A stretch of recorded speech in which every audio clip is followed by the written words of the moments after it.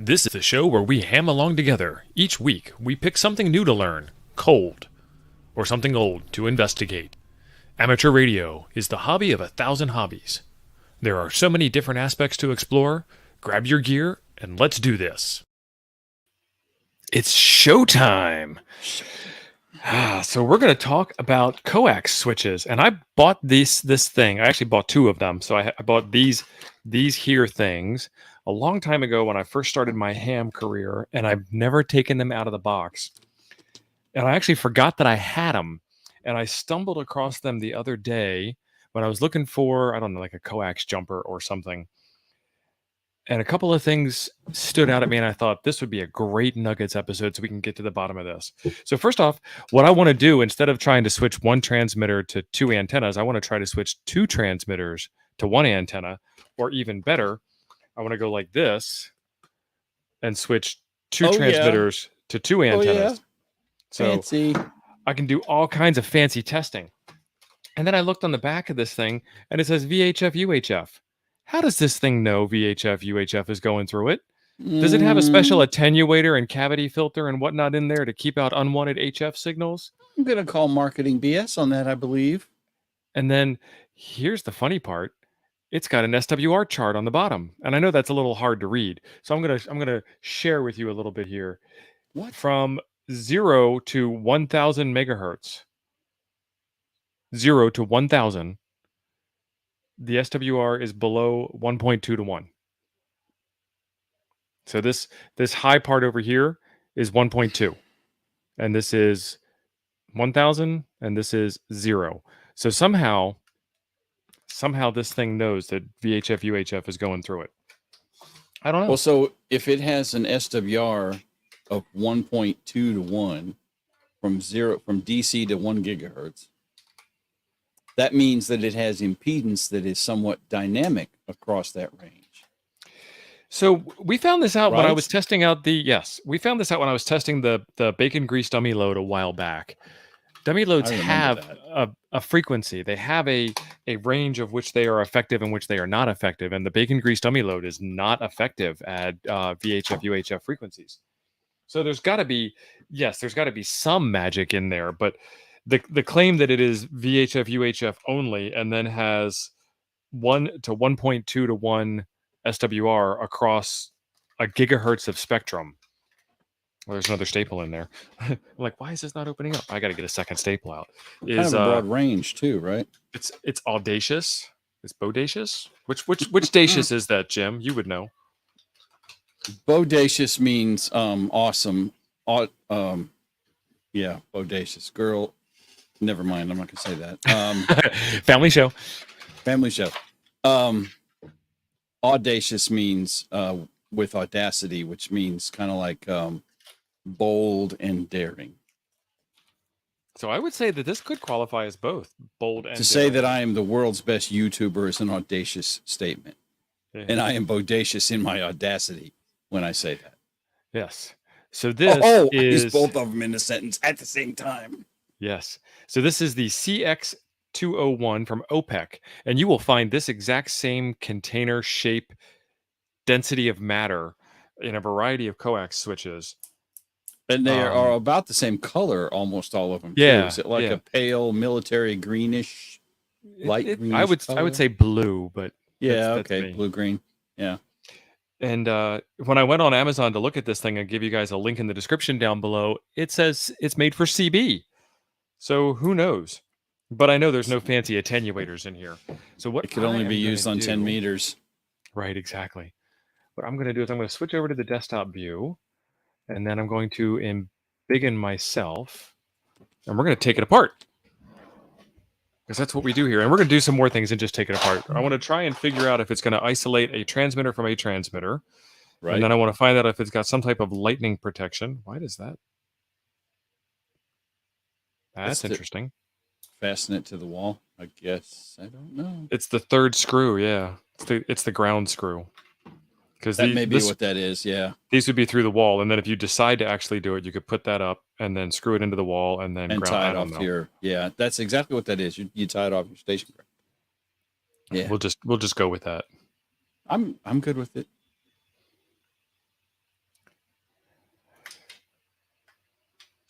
So So Don is Don, saying bad isolation. Yeah. well, I was just going to say, Don is saying bad isolation. So Don, explain what you're meaning exactly, because in my mind, this thing either is on or off and switches. So if one side is not switched in, it should be grounded, but then that's it, right? Yeah. So if you look, it's got technically 3 positions, but the middle position doesn't really have a strong detent. You just kind of have to stick it in the middle. And if you can see, let me point out it with the screwdriver. This is the center pin connection, and it connects up to the frame, but it doesn't connect to the center pin connection here. So when I have this, this is the switch itself, left, right, and no detent center. Now I'm not connected at all. So this would be which you would normally use that in that position anyway. This would be your lightning protection. Okay. However, if my antenna that's connected here gets struck by lightning and it doesn't vaporize my antenna elements, and it doesn't vaporize my coax, and it doesn't vaporize this connector, I'm pretty sure that it can arc across that little tiny space right there. That 1/4 inch, 1/8 inch gap across? Yeah, pretty sure. Yeah. So I wouldn't count on this for lightning protection. It doesn't say that it does lightning protection, but some of them do claim to have this complete isolation thing. Ham Bandit says the Alpha Delta crowd in this chat is strong. The force is strong in Alpha Delta here. Alpha Delta is supposed to be one of the better ones for sure. And he's saying that the Alpha Deltas have lightning arrestor built in, which is awesome if they do. They have a pill, is what they call it, and it's a one-time thing. You get struck by lightning, that pill gas vaporizes, disappears, and then you're good to go from that point forward with 0 transmission because you've wiped out the pill. Well, isn't that the same thing as a MOV in a surge protector? A metal oxide varistor don't same thing. It's the same concept. It's a one-time use device, right? So for sure, it looks like a great big fat capacitor, but it's not. And it literally explodes, and then your surge protector doesn't do surge protection anymore. But this thing here is the same thing. I want to say Palomar rings a bell. Polyphaser is a gas-filled device that when lightning strikes it, the gas vaporizes and the lightning doesn't work anymore. So, the path is gone. I'm trying to think of too many big words at once. So it looks pretty good inside. And as you can see, when you have antenna B switched in, the other antenna is grounded off to the chassis, and this one goes through. So this is where they're getting that isolation from. And it would be very important in that case to ground this to your shack ground as well, because your shack ground should be way better than the metal case there. Right. So I'm going to take my screwdriver. It's a little flat-headed screwdriver, and you can see that there's no connection there. So that's how that magic works. Yeah. There's enough of a gap to put the screwdriver in there. So this is definitely going to isolate both transmitters. Which is what I'm gonna stir up some mess in the chat. That's what I'm buying this for. I'm not buying this for a lightning arrestor. I have a separate lightning arrestor outside because I want to make the bust outside the house, right? If I can. Yeah, you should have a good ground right at the base of your antenna if you want to get into the holy wars of grounding. Right, and we don't. We love you and ground as you feel appropriate. Amen. Hallelujah. Now, and they're right, and the fancier ones do have lightning arresters in them and everything else. But what you're trying to do is isolate the transmitters. Yeah, the more important thing to me is that when I take transmitter A at 100 watts and key down, transmitter B doesn't get a full blast of 100 watts into its antenna port, which would be bad. Right. And Ham Bandit, you're exactly right. If you're going to have a coax switch, it should be grounded because you're going to extend that little tiny ground in that thing to whatever you have for your shack. All right, so we are all put back together, and this back plate is kind of an integral part. There's a spot where the switch rides. And who was it? Ron Walensky, your buddy, your old pal there. No, Ron, it does not work with your radio. It doesn't run Windows. It doesn't have a middle position. Lightning is not house broken. It is house breaking. Shane, you are absolutely correct. Correct. All right. So next And up, James, I thought squirrels did attenuation. They do. And we rate Extremely circuits well. by how many squirrels will die to arrest my lightning. all right, let's turn the meter on. Did you get it? Is that new? Yes. That's much fancier than the last one I remember you having. So this I've had for about a month now, and it's fantastic, and it's Okay. fairly quick. It has an auto mode, and the auto mode's interesting because you're testing electricity, and there's a certain sound that electrical things make that is like no. It's a Right. pucker sound. I don't know if you heard that. See if I can get it closer to the microphone.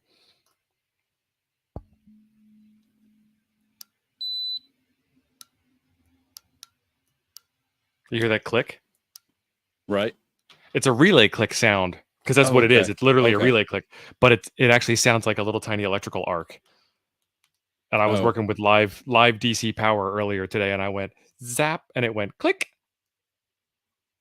It was fine. It was just the relay clicking. And so it'll do that auto mode, and the auto mode will figure out that you're trying to do continuity when it gets Right.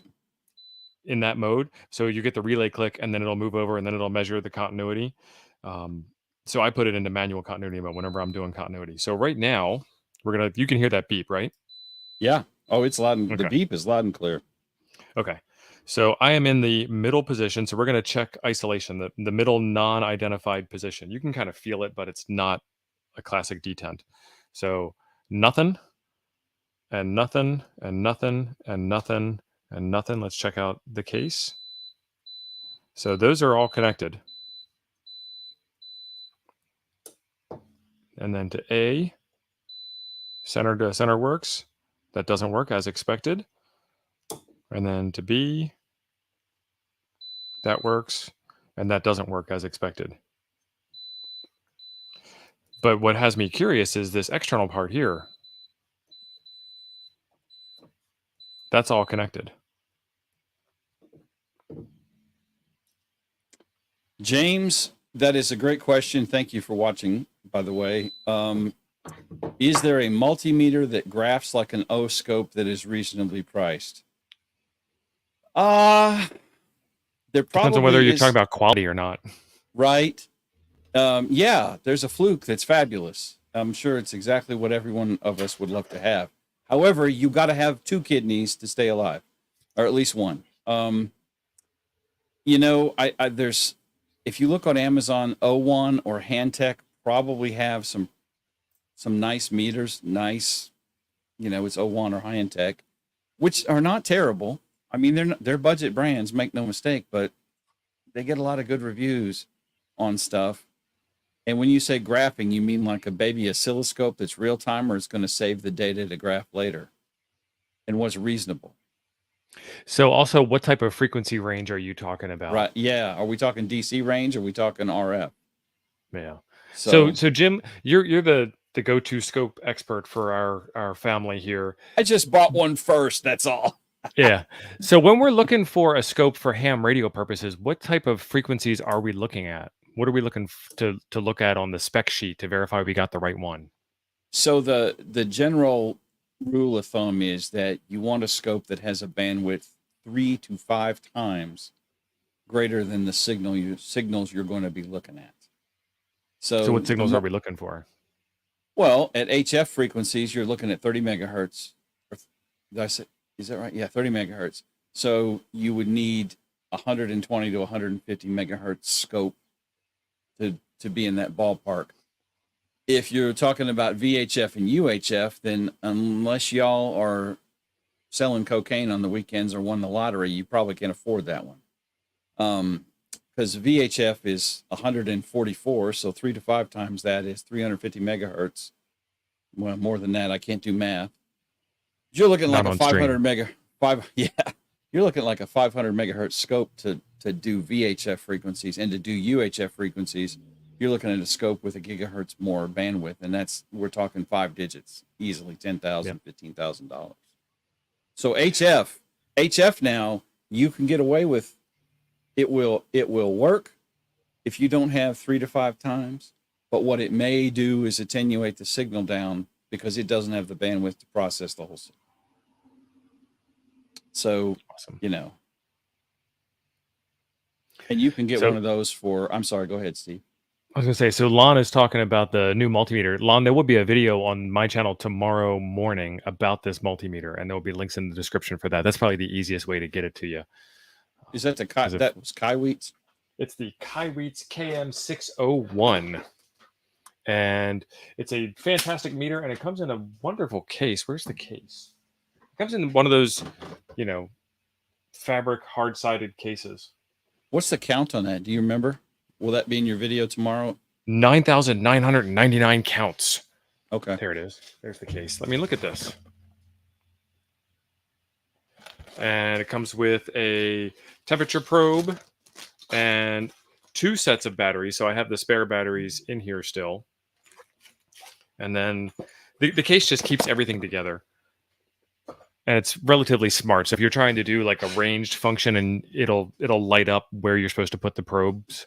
So, and then what else do we have? When Don saw that I connected the grounds, the outer side of the SO239s together, they were all connected. So he says that means that reflected power can come back from one transmitter into the other transmitter on ground. Not good. And that's something I didn't think about testing. So we're going to take a look into that. How would you test that? I don't know. I was hoping to have Ape here because I mentioned Nano VNA and Ape got all excited. And then, I think he had to meet with the marshals tonight or something. Yeah. About the terms of his release. Oh, sorry. I wasn't supposed to say that out loud. Get that set up again. Hi, everybody. I'm bigger now. So that way you can see the desktop a little bit better. And I have my Nano right here, which isn't going to do you any good because you won't be able to see it with all the lights in order to see this. And even then, the lights aren't set up right for this because... Don't you have Nano VNA Saver?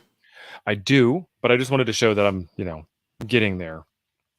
So now what we'll do is we'll switch this back, and then I'll bring up Nano VNA Saver, and then we'll share that screen. And this is, if you thought the screen was small, the app isn't all that much better. Oh, you already had it. I'm sorry. I doubted you. I apologize. So we did one stream before where I showed the screen because of what we were working on, and I kind of had to, and I got yelled at. So now I show the app, and then I get yelled at because nobody can read the display on the app. Can you read what's on that screen? I can, but I got my splaining glasses on, so. All right, so first thing we got to do is make everybody happy.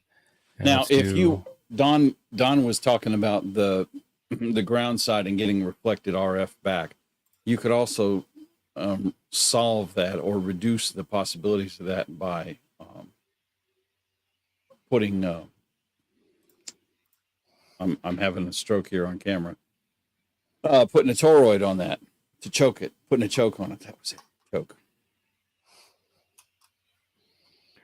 All right, so I am putting the short on. I'm running through the calibration assistant, and this app is fantastic because it won't show dialog boxes. Now I'm putting the open Hand-banded, on. I would agree that you may have blown up a $35 SDR because those things have I don't even let my SDR live in the same room with my radio because I'm afraid it'll blow it up. And since we're doing a through test, I'm going to have to do the 2-port calibration. The whole banana. Hey, Christiana, thank you for the donation for the super chat. Thank you very much. And so for the through test, we need to take the 2 supplied coax leads that they give us and screw them together. And if you guys don't know, so he's using the app called Nano VNA Saver, and this is available for Windows, Mac, and Linux. This app makes using a Nano VNA bazillion times, that's a science word, bazillion times easier. Because for me, I can see it on a computer screen instead of trying to mess with that little tiny touch screen and a stylus or something, or the guitar pick, either one. And so you can do everything you can do on the Nano VNA. You can do the same exact functions on this on your Nano VNA. This is driving his Nano VNA. And it makes the Nano VNA way, way better, in my opinion, because you can see it. So you can do your calibrations and all your testing and everything on this. You can set up what you want to look at on the screen, whether you want 1-1, 2-1, 1-2, 2-2 measurements, all of that stuff. And you have a computer screen to look at it on. So it makes it just way better. And if you have a Rig Expert, they make an app to drive their antenna analyzer as well, called AntScope. The Rig Expert's a little different. It only does one port measurements. The 1-1 and 1-2 measurements. This does obviously the 2-port stuff as well. So if Ape was here, he would tell me what this yellow line is, because this yellow line is not the one that we're interested in, but it's on the screen. And it's this line that's chasing the 0 line that we've now fully calibrated to show that the Nano VNA with its ports connected to each other and calibrated is at, in fact, 0.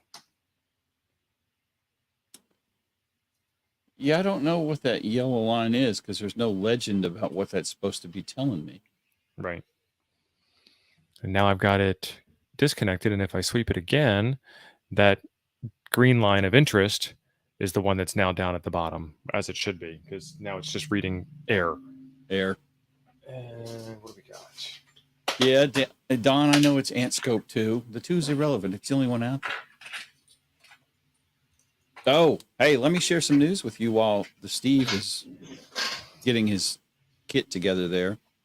If any of you are interested, I found out today that the Open Spot is releasing the Open Spot 4 in the next couple weeks. That's Shark RF? Shark RF. Yeah, I said the Open Spot. I'm an old guy. I'm just helping. Say stuff like that. Thank you. I appreciate that. Just helping. If I start drooling, call 911, please. You know the people that answer 911. Do you really want me to call? I would. Yeah. Oh, they're sketchy.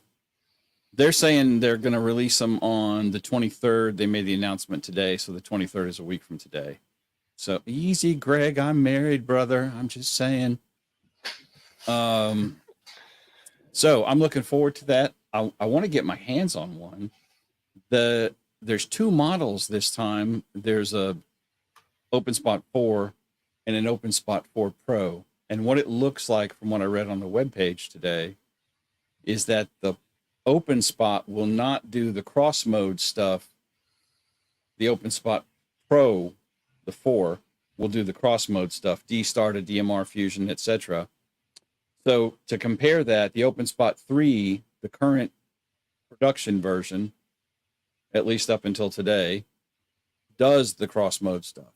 So they're going to split that out into 2 models. And what it also looks like is that the standard Open Spot without the cross mode is about $120 cheaper than the Pro. So I thought that was great. I love Open Spot. It's awesome. So Ron has a good point that he's bringing up to counteract Don's good point that Don brought up earlier. When you connect the grounds to a common ground like a good ham should, then you're also, having issues with your 2-meter rig in the shack. So there's some wisdom to both of those, and I don't know what the answer is, but yeah, you're absolutely correct. So if I have a 2-meter rig and I am running my grounds through a ground bar like I'm supposed to, and I have antennas on both of them, and the antennas aren't a perfect match, when I key up on the 2-meter rig, it's going to get its SWR return coming back on the shield, which is connected to the ground of the rig, which is connected to the ground strap in the shack, which is connected to your other radio, which is also connected to the shield of its coax. So that's a very interesting point. Well, but I would say, so with that, for example, with that switch that you've got in your hand, it's got the strap to ground it to your shack ground. Mm-hmm. Okay, so I've grounded it to my shack ground. Ron, Don, y'all both look alike. I don't know. Don Ron. No, Don Ron. they don't look anything alike. No, they don't. I'm kidding. Love you guys. So he's saying the Alpha Delta one has separate grounds, that they're isolated from each other in a small case, that ultimately is going to go back to the same ground. So seems kind of sketchy to me. Yeah. I don't know. I have no idea. And then Lon's bringing up a completely, I don't know what's with these ON names, but Lon's bringing up an interesting point also. When you're over 40, you stop looking at eye candy and start to try and find a partner that can recognize the symptoms of a stroke. That's correct. Absolutely right. And Don's saying only if you connect it to a common ground, which is absolutely true. Rickshaw Jack is saying, how do I ground my X6100? Good question. Through the power port ground or through the shield on the BNC connector? Mm-hmm. And then Dirk, we do have the ground lug on the backside of the body of this switch as well. So let's get back over to what we were doing before. Let me switch my camera back. I need a producer. I'm trying, man. I'm trying. I don't have. Oh no, you're doing great. Yeah. If you had you given couldn't me switch the power, I could switch the cameras, couldn't I? For you? No, that's OBS. Okay. It's one layer removed. Yeah. All right. So where we are in the demonstration purpose here, and the demonstration point here is I've got channel 0 connected to channel 1. I'm going through the transmitter side, quote unquote, into antenna A and then back into channel, I think I said that wrong, channel 0, channel 1. You know what I meant. So we've got this in this through configuration. Does that make sense? Yes.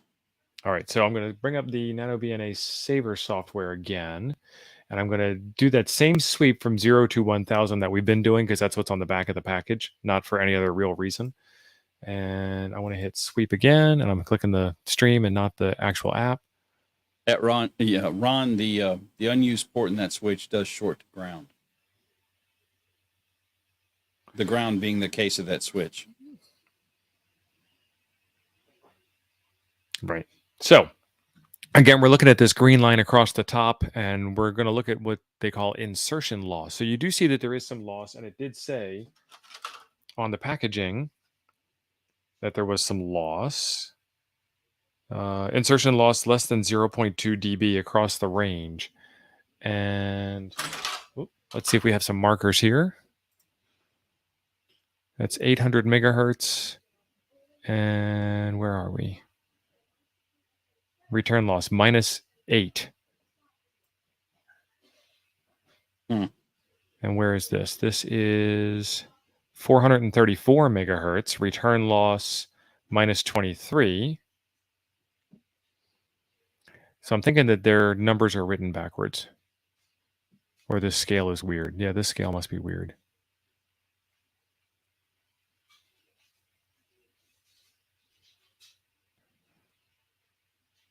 Gordo, if you're using an HT as a base station, there's really not a way to earth ground your HT. It's going to have a plastic case, and inside it'll have a circuit ground, but we're talking here about what would be referred to as an earth ground.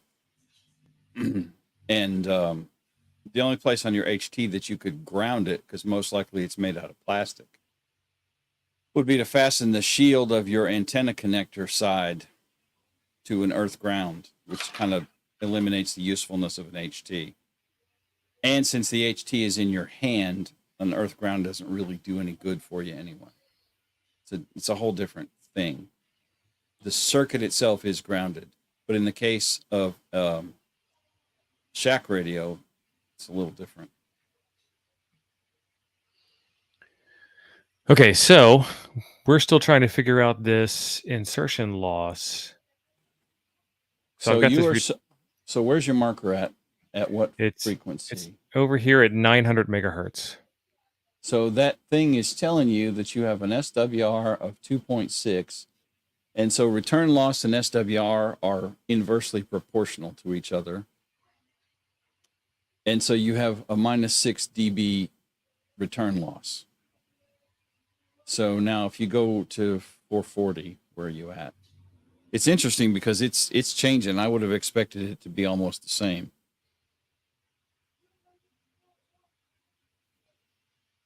We're getting there. This is 470. 440. So you have an SWR of 1.16 and a return loss of 22 dB. Which doesn't sound all that good. Well, no, but I think I'm having a brain seizure right now because a higher return loss. No. Don, Yeah, we're talking so- about grounding. This is already Holy Wars, and I 100% agree with you. Right. Absolutely. So that's return loss. So that's less. You have very little return loss. If that number was higher, your SWR would be higher and you would have So more return loss. minus 31 is less loss than minus Then 7. minus 7, yes. And notice you have a higher SWR there as well.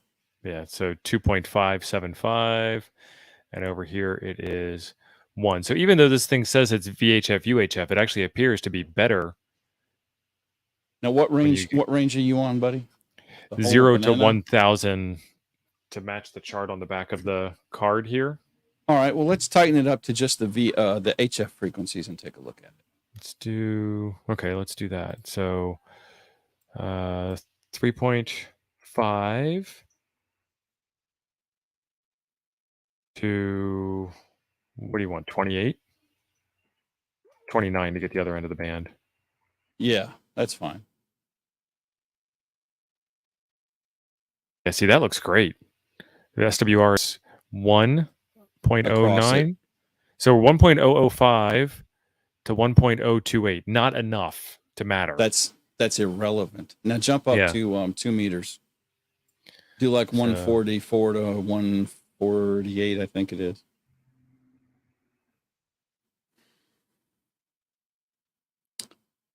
Mike, you're correct. The SO239s are not technically for UHF frequencies, but so they're called UHF connectors, but I think that's where that part ends. Yeah.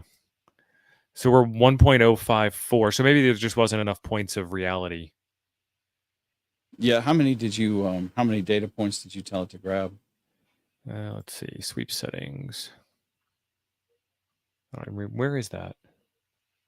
I thought it was right there. Oh, it's segments, buddy. Segments right 1. Okay, so maybe our data is a little inaccurate. Let's go for a hundo there. Okay, and so what this is doing is between 144 and 148 megahertz, we're doing one segment every 40 kilohertz. So if we do 100, we're doing one segment, one reading of the frequency of the device every 396 hertz. So hey, Chuck, let's sweep it. Yeah, so wow, more data points. 1.054 at the beginning, 1.054 at the end. But still excellent. Excellent. Yeah, so it's still sweeping. Still sweeping. We can stop. Yeah. The suspense was killing me, man. Right. So where do you want to go? Go to UHF. 420. Oh Lord. Yeah, sure. 420 to 470. That's public safety band. I can't remember exactly the range on ham UHF. I mean, there is a drop-down setting for it, but I have to. That's fine. What do we got? 1.1. Return loss minus 24. Yeah. So it's still pretty good. That's outstanding. I mean, so now you've covered HF to VHF, UHF frequencies. So unless you're doing some weird thing unless you're operating up in the 800, 900 megahertz range, well, let's take a look up there and maybe kill maybe 100, maybe just 10 data points. I don't know. Since we keep stopping it anyway, right? 800 to 900? Yeah, that's probably good. Ka-chunk, ka-chunk, ka-chunk, ka-chunk. Yeah, see now she's starting to fall off here. That's an interesting spot right there. And it kept moving the more data points we got. So I think that's a calculation issue. 2.5 to almost 3 and minus 6 dB return loss. So it's definitely out of the range of old cordless phones. Yeah. Well, there's a ham band up there. I don't remember what it is because I'm not fancy enough to operate there. But so what 900 is that? megahertz, I think. One, I was trying to think of the band. Is that 23 centimeters? Maybe. I can't. I'm not sure. Sure. Right.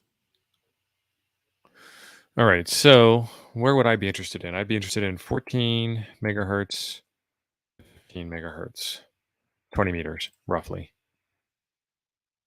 And she's clean across the top here. 1.01. Yep. Now the other thing we'd want to calculate is insertion loss, and you were using that instead of the words return loss, and insertion loss is a little different. Something different. Okay. Yeah. Can we do that with the Nano?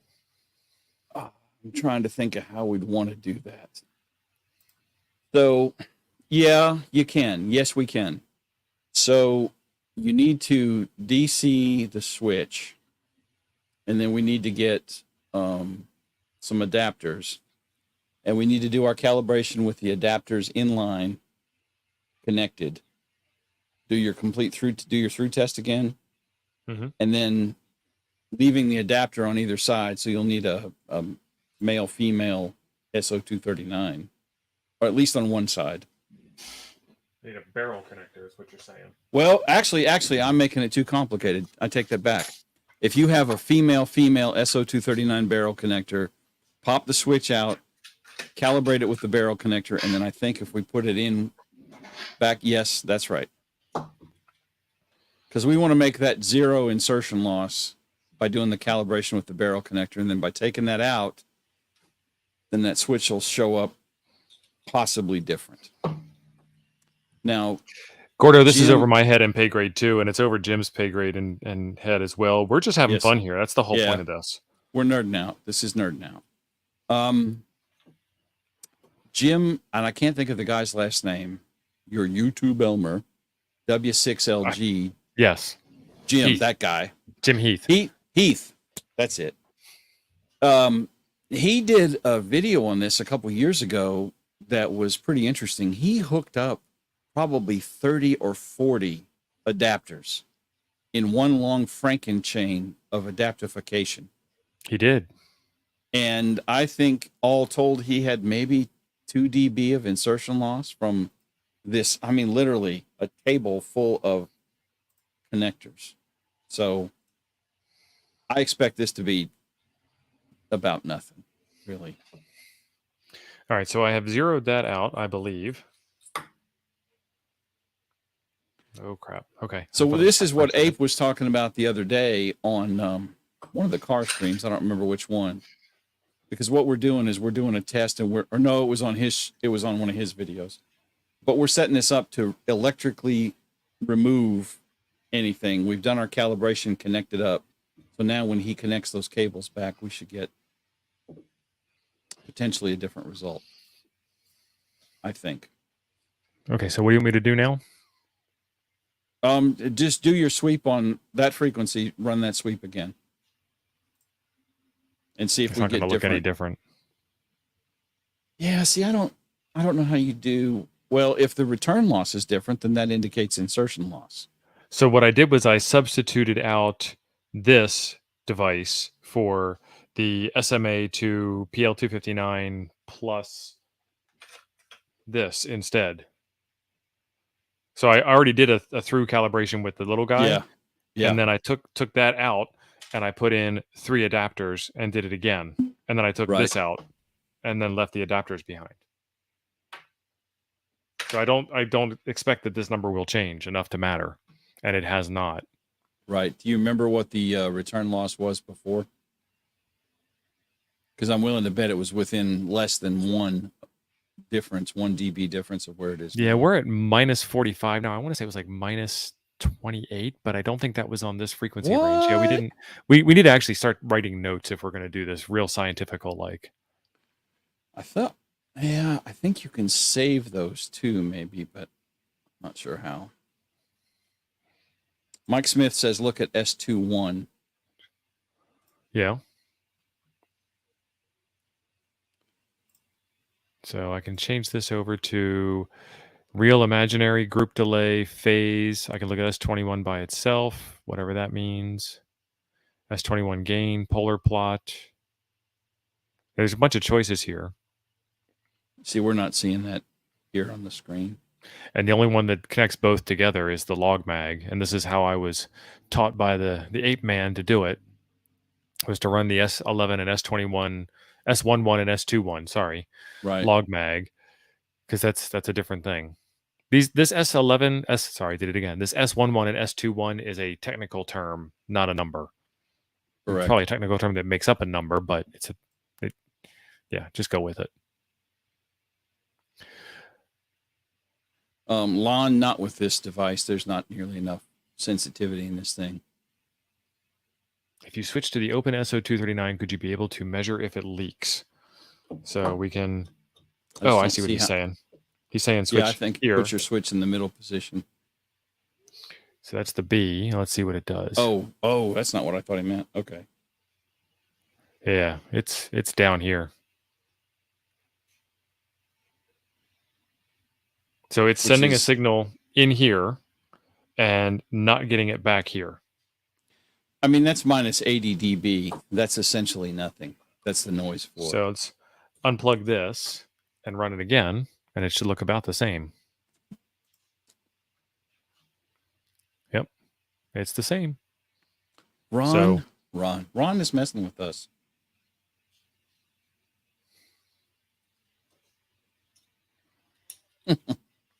Ron says leave the switch out in the elements for 10 years and see if the contacts get corroded and get lost. He'll wait. Ron, I am going to leave the stream running, and we'll see how well that works. You need to watch it, Ron. Give me a call. All right, so we're back, and then we did the sweep with and without. Let's do it one more time because it's fun. So now we're connected up again, but we're going to element B, and so there's nothing here. And then we switch it back to A, and we hit sweep again, and we should see the signal going straight through at 0, which is what it's supposed to do. So that is working. So now the other test that I wanted to do was side to side here at the top.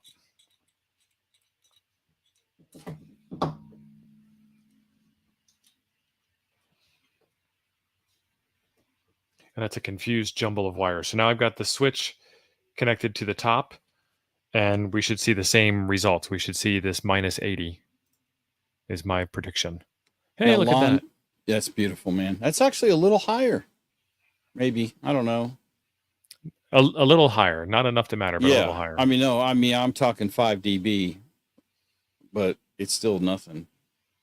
Lon said he has set his set up for 2 antennas. Yeah. I can't do that either, Steve. I don't have that juice. I would have done it. I'm trying. Help. I don't have enough YouTube income to pay for the version that allows for you to co-host. Oh. I'm not paying for. Okay. I don't know. No, I have another co-host, and you're only allowed one. Oh, I gotcha. That's right. Well, you're my co-host, man. I mean, I'm just saying. Thank you, Jim.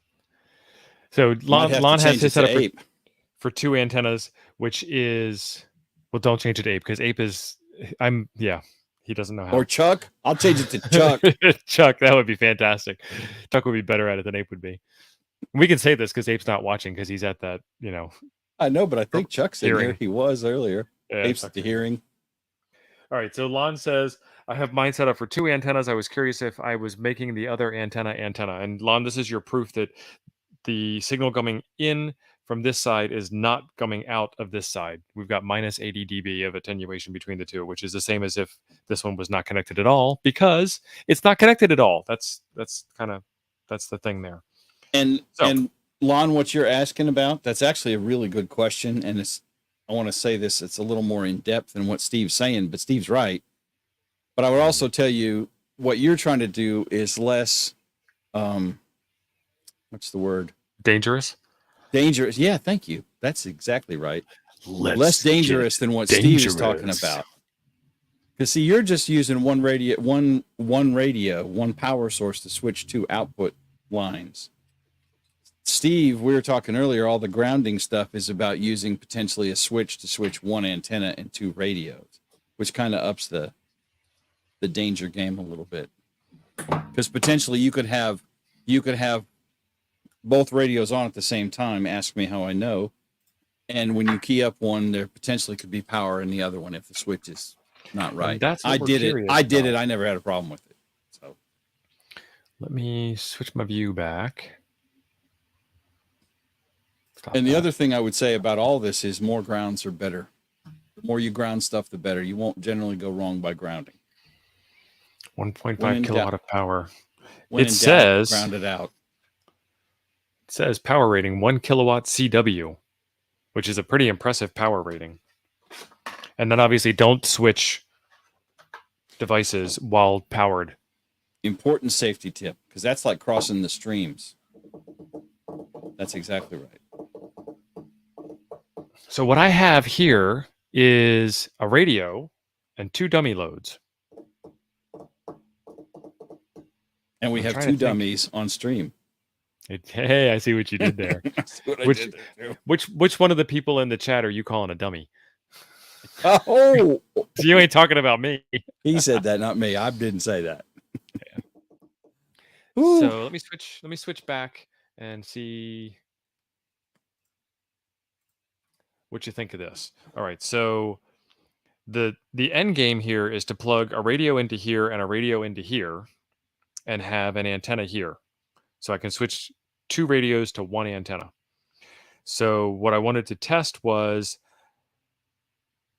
okay, this will definitely work out the way I wanted to. I'm going to take my 7300 and plug it into port A. I'm going to take my dummy load and watt meter, so it's got a needle scale thing, so we can see if any power is getting out over there, and plug it into port B. Beautiful. And then plug another dummy load into here. And this will be the cell wave, so there's nothing to see. So let's rearrange the camera to point it at the radio stack. Watch this awesome filmography skills at work here. Thought I was playing Quake 3 for just a minute there. Oh, there's a little thing there. Look at that beast on the desk. What is that ginormous? Oh, the red thing? That's tape. No, not the red thing. The big gray. That's an amplifier, yeah. All right, let me get the camera over here, and we've got cords wrapped up on everything. I thought you. That's not the amp I thought you had. You got the X125 too, right? I do. I guess I didn't remember that you had that big honker. I can't get the camera close enough or far enough. All right, that'll have to do. Let's turn some power on. And then the 7300's out of frame there. But this is how this is going to work. This coax here comes from the 7300. So we're going to plug that into port A.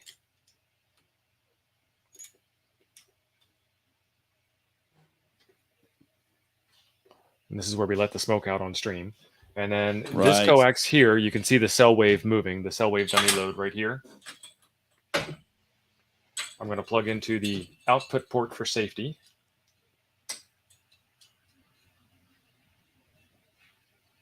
And I think that obviously transmitting from the 7300 into either one of the 2 dummy loads is not going to be any kind of problem at all.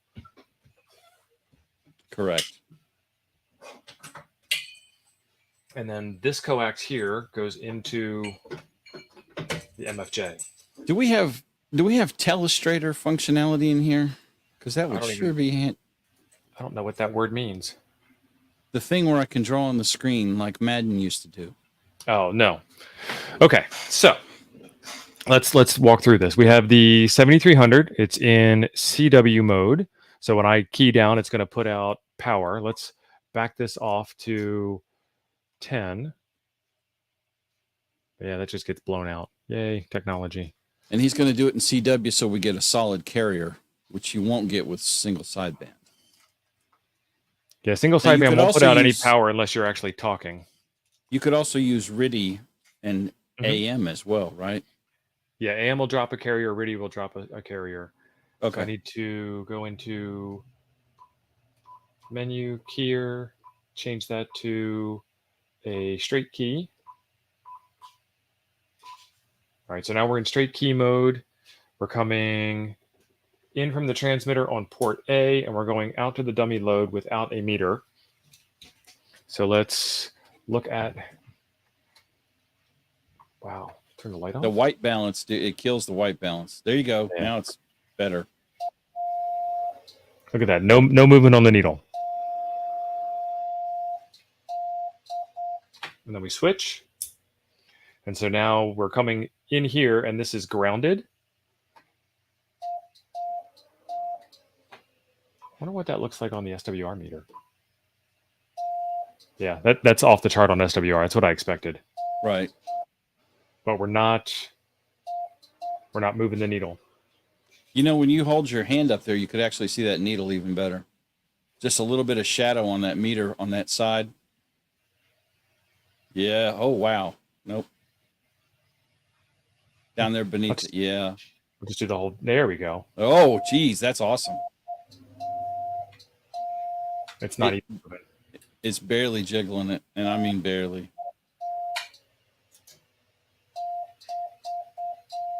I don't even see it. I don't even see it jiggling. I'm just hallucinating. So, what have we proven? Other than I'm kind of a lunatic. It's not leaking across, and I don't see flames or smoke. So, yay. All right. So now let's It's doing what it's supposed to do. You're transmitting. So the radio is on the input of the switch. And you have a dummy load on one side, and you have the SWR meter on the other. So now I'm moving the cell wave to the B port. And then I'm moving the meter to the output. Ham banded, I think he's set on 10 or 15 watts, probably. Yeah, I'm down to 10. Hey. Yuck. Right, K4AX, that's right. White balance will myrtleize you sometimes. You got to dim this stuff down. And I've got 3 different scenes going on here. So when you're looking at the desk, I need tons and tons of light. And when you're looking at the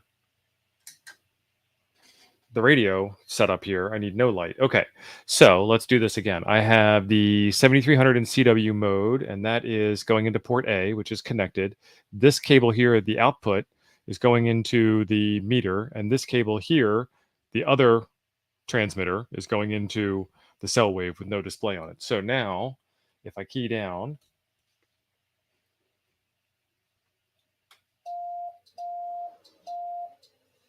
why am I not getting any power out?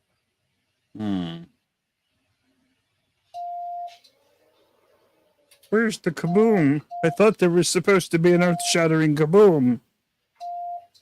Okay, what am I doing here? Let me double check all my connections. All right. So that's going into port A like it's supposed to. That's going out into the dummy load like it's supposed to. Hey, Spike. Good evening. Dirk, I didn't see you in there earlier. Yeah, he's been in here for a while. He's been giving me a hard time the whole time. Oh, N8YO is also here as well. Yeah, I haven't really done any shout outs. Hey, y'all, if I didn't say hi in the chat, hey.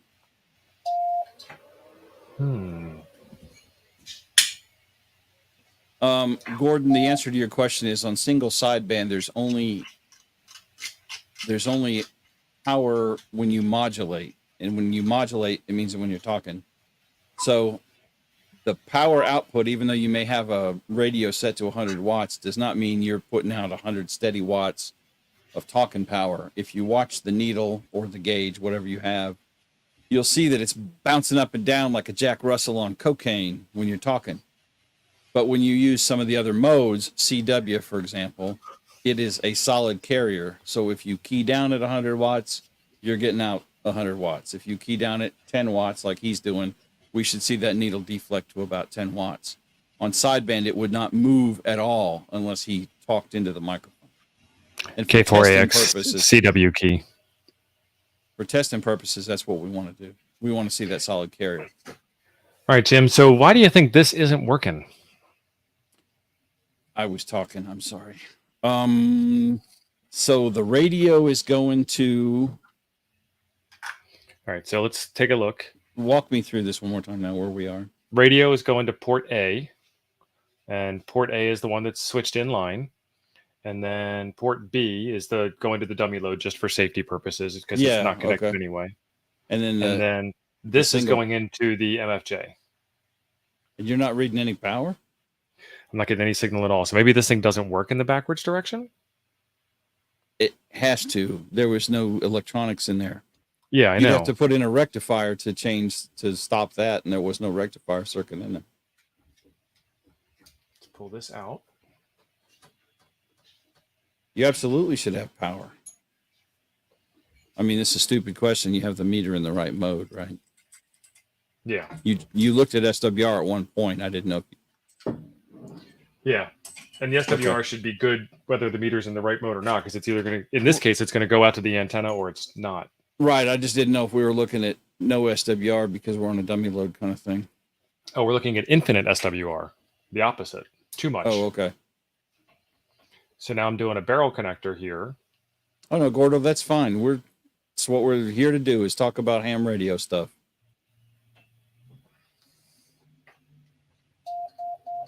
LC, there is always a non-zero chance that it could be operator error. But in this case, I don't think it is.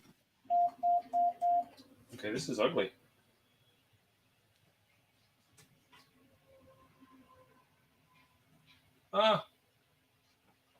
Yeah, it's operator error. There you go. What was it? I grabbed the wrong cable. I have the cable from the back of the tuner, not the cable from the back of the radio. So we had to redo that test all over again. You invalidated our test setup completely. We have to start all the way over again. That's all right, though. We have 30 minutes left to do this. I think we can handle it. Okay. All right. Yes, LC, apparently it was cockpit error. Hey, look at that. LC, that's exactly right. I screwed up putting a car tendon together. Had it wired completely backwards. And alcohol was not a factor. Joseph, that's exactly right. Science, man. Gotta break some eggs if you're gonna bake a cake. And now I just made the whole camera setup worse because this coax jumper is not that long. I'm gonna make a huge mess. I'm gonna pull the cell wave out because this test doesn't need the cell wave.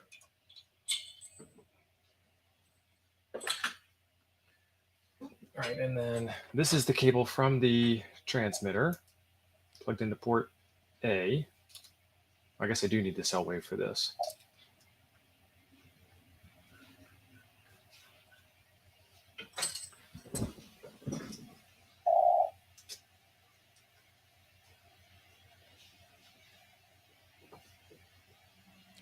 I think we're having an awkward silence now. This is your job. You're supposed to fill the silence, man. Well, the chat has stopped too. We're all just kind of sitting here watching Steve talk to himself, and we're waiting to see if the light escapes or the smoke does first.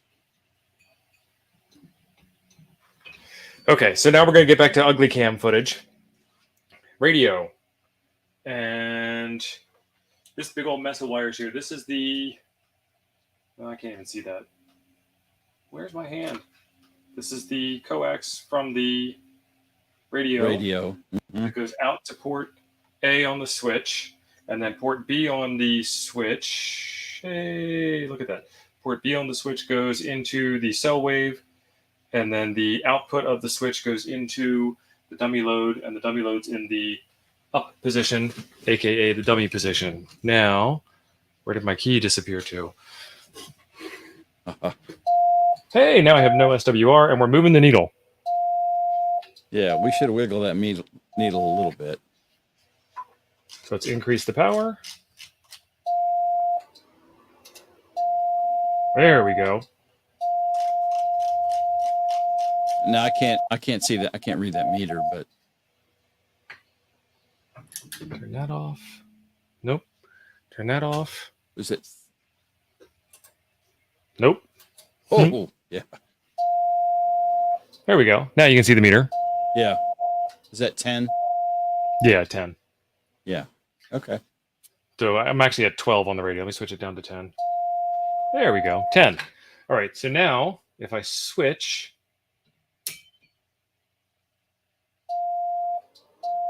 the SWR goes through the roof, which is bad. Expected, but bad. Right. Switch back.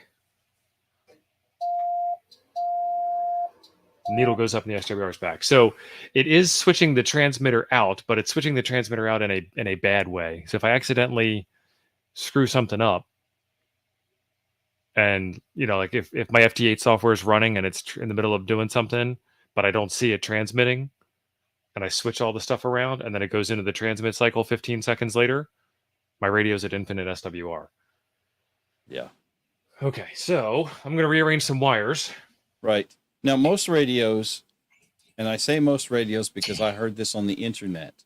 And as you know, the internet is a source of truth for all of us. I've spent many a night staying awake at my keyboard because someone was wrong on the internet.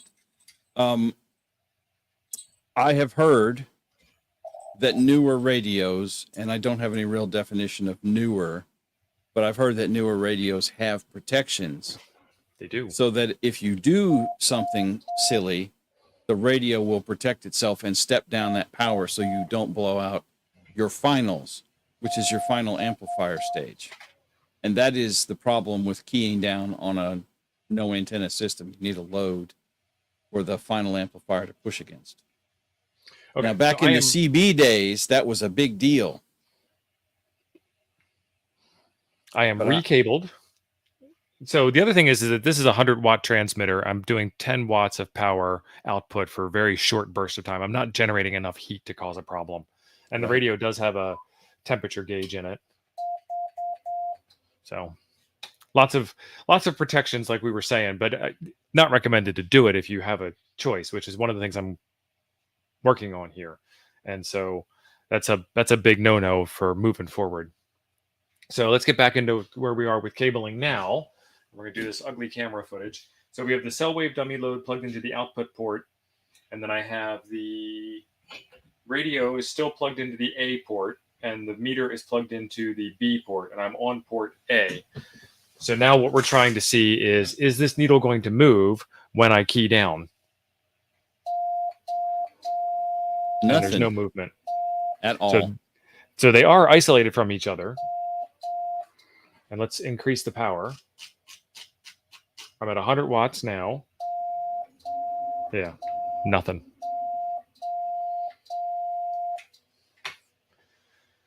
Now, somebody mentioned an SDR earlier. Mm-hmm. And I have read this also on the internet, that if you have an SDR close, you need to be careful, because if you get RF back on your cable, that can smoke the SDR.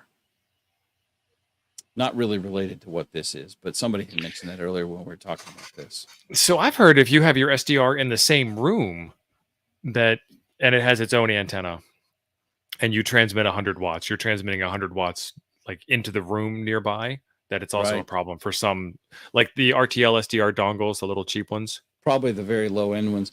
Now, I don't know. I had, and I haven't had it out in a while. It's in a box right now in the shop, but I have the MFJ switcher dingus. Yep. And I don't have the really cool switcher dingus. I have the ghetto switcher dingus because I don't think they'd invented the cool one yet. And I don't remember what the differences are. Yeah. So there's two different models. I'm going to throw a number out there. I think I'm going to be close. It's the MFJ 1701. Sure. And the 1701 SDR. Yeah. Or 1701 plus or whatever it is. They made the 1701 and it was similar to what we're talking about now, where I'm going to have the SDR and the transmitter connected to the same antenna. Right. And the first one didn't give you the proper amount of isolation. When you keyed down on the radio, there was leakage into the SDR's antenna. Big no-no. And then they came out with the plus or the SDR model. I have one sitting over here. I just haven't gotten a chance to do a review on it. And so Jim has the older one, and then I've got the newer one. And I don't, well, I wish I had thought about it. I would have got it out of the shop. And I think they added power to it. I don't remember. And I know when I got it, It works. I've had it working, but they did caution you in the instructions that you really need to be careful about where you place that switch. Because what it does is it senses on RF and switches. And there was an adjustment on it for the time delay or something like that. I cannot remember the exact details. But they did caution you not to place your SDR too close to your HF set to the back of the radio. Like, don't lay the SDR on top of the radio antenna cable, or bad things would happen. Okay, so the things I wanted to do, let's see if we did these. We testing the grounding of the ports with the multimeter. We tested that. Test the through with an NOBNA, we did that. Set up radio and do a transmit test, we did that. And then the insertion loss. So those are the 4 tests that I had in mind. What do you think, Jim? Is there any other tests to add to this? No, I mean, I think that's it. If you could find a web page, Alpha Delta comes to mind, maybe, and see what one of their coax switches look like. And if they have pictures or descriptions, I'd really like to know what's so magical about it. Because let's move this. I'll be honest. You know, in my mind, and I know we're going to get some flack about this, and aim it at me, KD9OLN, aim it at me. That's right. Carlos Felix, that's me. Oh, wow. the wow, wait a minute, you're gonna love this.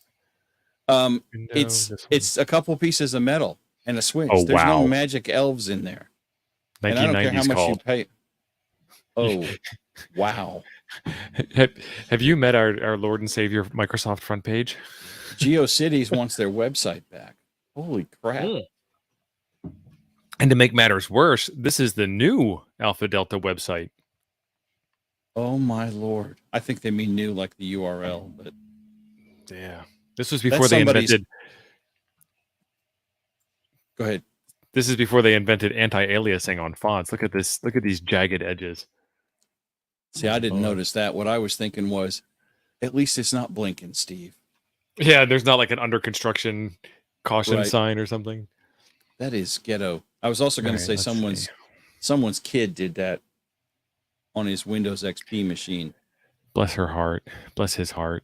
Alpha Delta priceless coax switches 2017. Wow. It is the new website. All prices FOB Kentucky.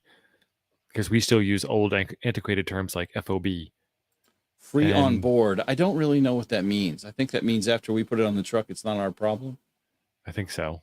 And that opened up a new tab in my browser. Nice. I don't want the pricing. I don't want the keys. I don't want the... Well, you know, hey, DX Engineering probably has this, and they'll have the PDF file that was printed in 97 for it, I bet. Customer list. I don't want to see your customer list. Really? And this is why you should be very... See, okay, I'm going to throw out something here. As a computer security professional, this website screams to me, do not give them my credit card on their website. But they have an SSL certificate, Jim. Yeah. And they probably have SQL injection on that website, too. Cross-site SSL. scripting. Cross-site scripting. Those are 2 of the easy peasy, been around forever exploits. Oh, they've been awarded approvals from the Defense Logistics Agency for use in NATO and military applications worldwide. They have national stock numbers. Excellent. How about like a diagram or something?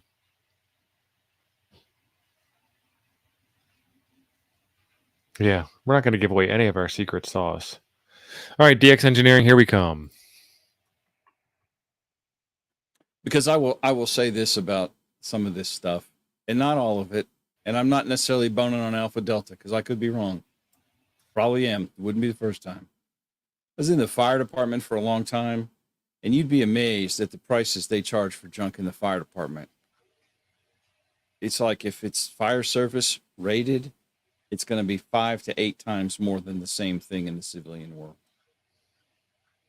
And I think a lot of this stuff tends to be that way. This is the pill I was talking about, the arc plug. Okay. This thing gives up the magic smoke on purpose. Yeah, so when you buy it, buy a spare. Right. Because you won't get back on the air until you get your spare in the mail. All right, let's pick any one of these. I was looking for a 1 in, 2 out. Right.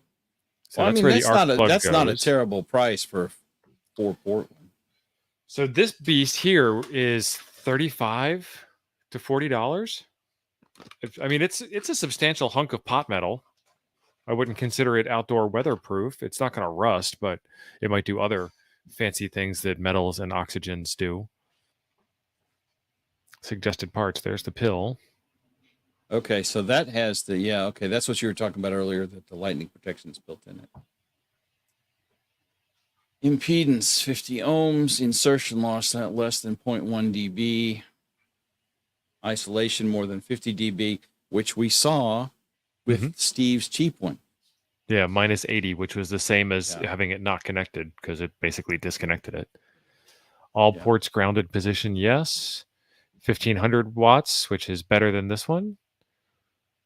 Rated through 1.3 gigahertz. Ooh, they fancy. They fancy. Yeah.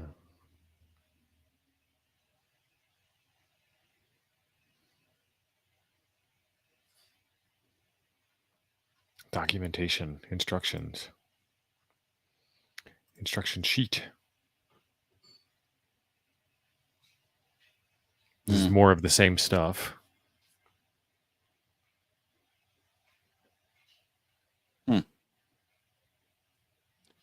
I think I see a YouTube coming up here, Stephen.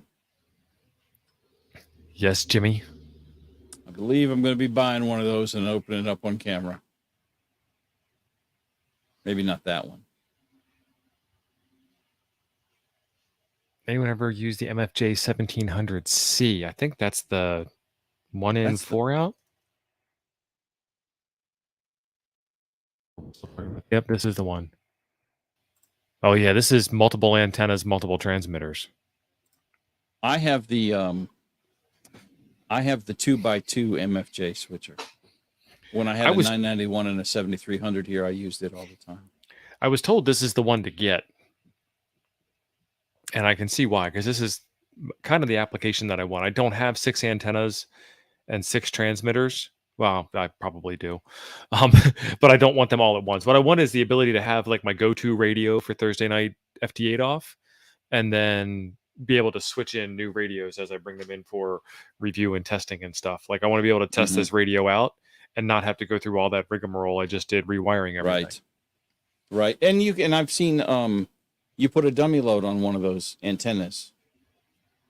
And if you have multiple antennas, you can switch it out as well. So you don't have to. Now you have the combination meter dummy load, so I don't know how it would work for you. I have a separate. Well, I mean, mine is a meter dummy load and it's in line. But... What's the COM port for? Cape Cod CNC. If you're asking about the Alpha Delta, that takes all of the antennas and switches them to ground. Common. It's not comm like communications. It's common. Right. And if you're talking about this, I don't see a COM port on the MFJ.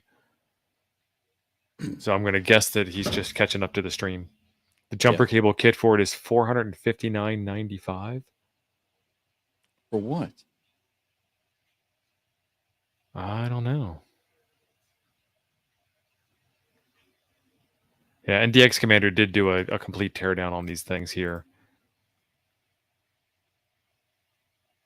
The 4-port he said he would use for rig control. I'll have to go back and look and see which 4-port he was talking about. Yeah.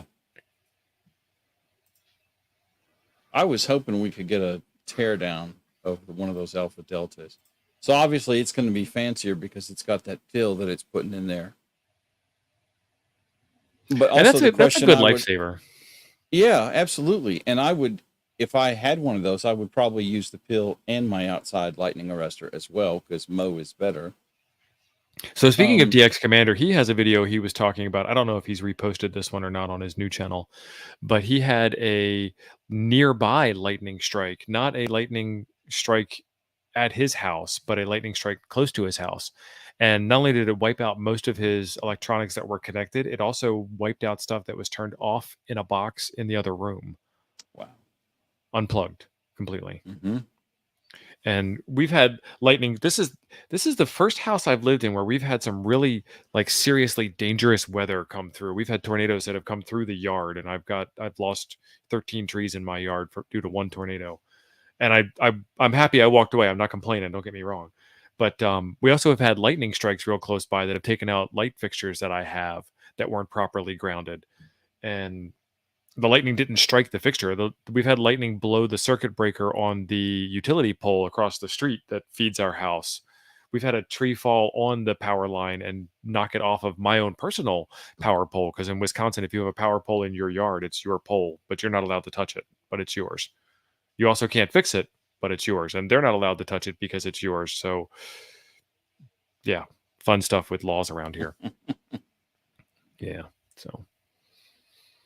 So lightning's an interesting beast. So I like to disconnect my antenna when I am going away or there's a storm coming by, but sometimes I forget, and having that arc pill is just another peace of mind that I don't know if it's going to help or not, but it's another peace of mind for $10. I'm not complaining. Right. And I think, see you later, James. Thank you. Yeah, James. See you, brother. I think it's all kind of relative too, because I'm pretty sure that a direct lightning strike on Chateau Migraine is going to be the end of all things electrical in that house. Oh yeah, if this house got hit by a lightning strike, there wouldn't be a house. It would just burn down. Well, I was going to not mention that part because that's just horrible, but you know what I meant. This house was built in the early 1900s, either 1903 or 1930, and that means that this wood is nice and dry. Right. I've got pine 2x4s that you can't hammer a nail into because they're so hard and dry. That's what they call fatty lighter down here. No, Gordon, it may be some EMP, but it's mostly high voltage. And when I say high voltage, I mean millions of volts. Mm-hmm. Lightning doesn't have to be close to cause damage. And if you get a direct strike, I don't care how many pills you bought from Alpha Delta and put on your little switch, it's still going to burn the bejesus out of all that stuff. Yep. I don't even know that there is an EMP. An EMP is a different thing. That's an electromagnetic pulse. And while there would be an electromagnetic component to a lightning strike, it's not EMP that fries at its high voltage.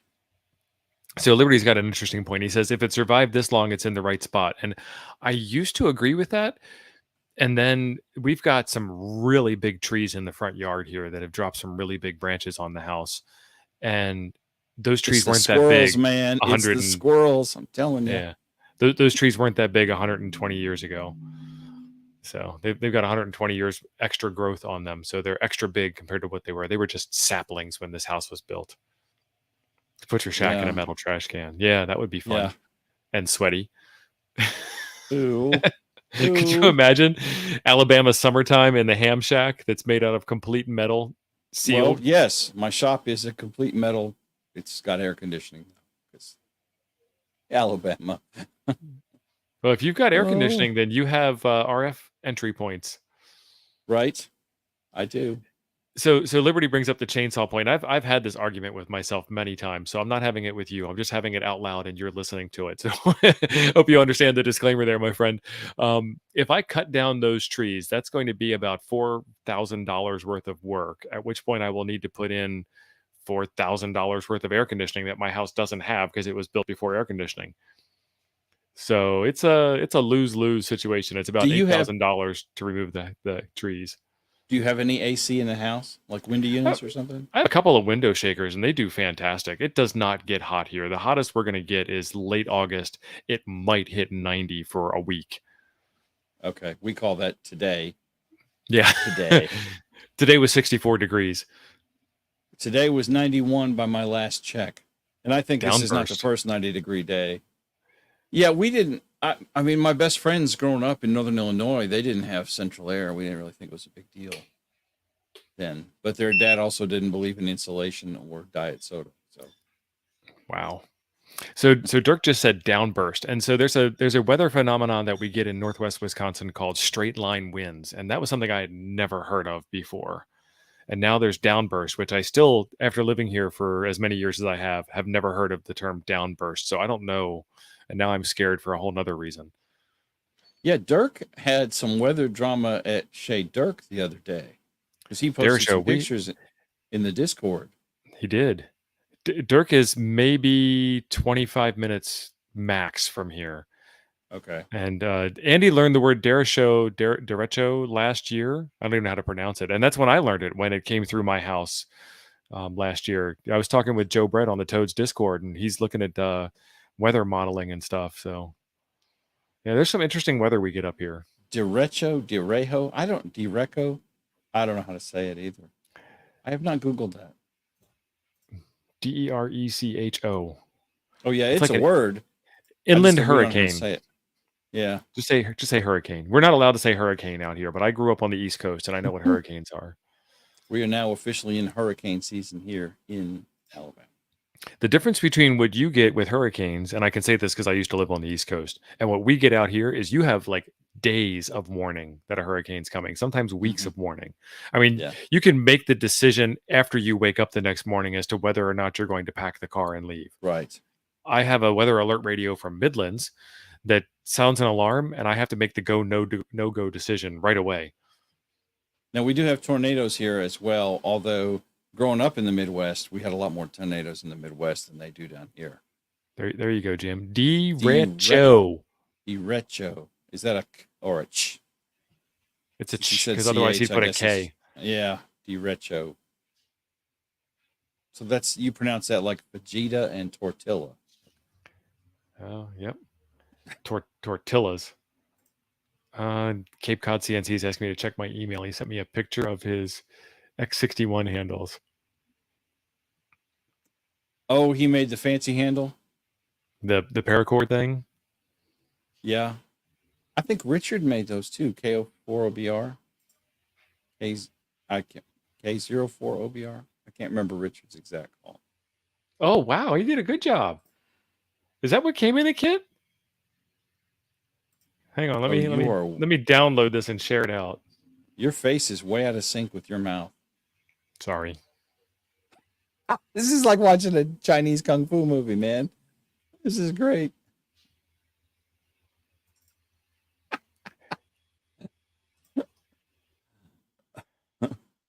So what happened was I loaded up a web browser, and that consumed all my CPU resources. Oh, that's all that came. Oh my goodness, this story just gets better and better. There we go. This is what he got in the mail when he ordered his, what's it called? His X6100 handles that are supposed to come with paracord so you can tie your own handle on top. That's fancy. Will not offer much protection for your radio. Not really. That looks like what the thing is on the bottom of the menu at the Chinese restaurant. The fancy dangly thing on the menu. Yeah, he got part number X6100. Oops. All right, so did we satisfy everybody's curiosity on coax switches? I think we must have. I haven't seen any questions related to coax switches in a while. I think we probably did. No screws either. Nice. I mean, so if you haven't seen it, go ahead. The only other thing I thought of, and I didn't think of it till we're in the middle of doing this and you would have had to set it up, is I would have been curious to see your oscilloscope hooked up to that, to see if we saw curious to see that too. Any voltage come out of the transmitter. Because there shouldn't be any, or it should be very, very minimal. And even with that scope you have, which I think is 40 volts maximum input on that rascal. I think so. Right. It should still be fine, assuming that the switch is fine. Oh, that's awesome, Lon. And I am going to take it. I'm going to take it as a personal mission to find out the magic that's inside an alpha delta coax switch, to the point of I may buy one and just tear it down just to find out. That would be awesome. So, very cool. So, Lon says we answered a lot of questions that he had. Good, because I had a lot of questions and I was hoping that somebody else had those same questions too. And then Dirk's getting his antennas back after the micro burst that wiped out every tree in his yard. Yeah. Man, that was a hot mess when that tree came down that got my shop. That was a hot mess of lumber out in that backyard. It's some serious business, man. Yeah. What's on tap for next week, my friend? What are we doing next week? We have a whole list of things to choose from, and I'll be straight back from You're going to Hamvention. right? So I don't know. Let me see. Anything kicking here? There was something you mentioned yesterday or the day before in Discord that I thought, or maybe that was for car. That might have been for car. Do we want to do an AMA kind of show? We could certainly do that. Send in questions, do a tech support show. I don't know that I call it tech support. Yeah, my Windows that's one that's XP on the does list. not run WSJTX, and it gives me this error message. Oh, so speaking of things that we've done in the past on Nuggets, because I know that was exactly where you were going next. When we did the my antenna's gone, let's test it with the Nano VNA and figure out what's going on type deal show a while back when my DX Commander died. Remember it did the TDR, the time domain reflectometer thing, and we didn't believe it? Right? It was right. The break was about right on the other side of the wall here. Okay. So when it said your coax is only okay. 11 feet long, and we went, no, okay. It was only 11 feet long. It was right. Well, I don't know, and I haven't played with the one, and the Rig Expert has a TDR in it too. And I don't think I messed with it but once, and it gave me some squirrely reading, and I said, I come back to that. Now I've got TDRs that I use for network gear. I've got a Fluke network TDR thing, and it's fancy at It work. should do the same thing if you can wire it up. Does it have a BNC connector on it? It has an F connector and a RJ45. The F connector you should be able to adapt. It doesn't matter about. It matters a little bit about ohms, but not a lot. And yeah, F connectors are 75 ohms. 75. Yeah, Ron, So we I are going to do a stream. If I can get Chuck convinced. Chuck was out on a mountaintop doing a soda today. Chuck's got an AL80B, and I've got the AL811H, I think. And we're going to try and do an amp to amp and turn power up and see how the signals sound kind of thing. So that'll be a future show, future. Very good.